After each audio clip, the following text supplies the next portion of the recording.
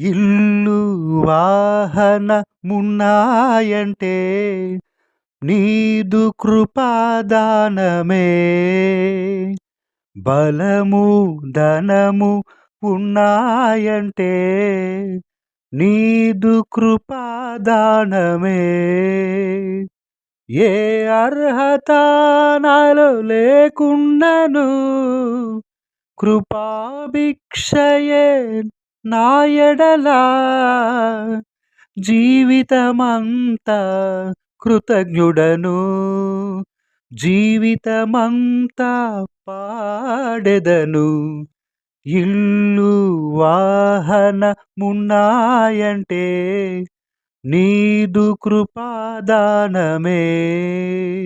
బలము ధనము ఉన్నాయంటే నీదు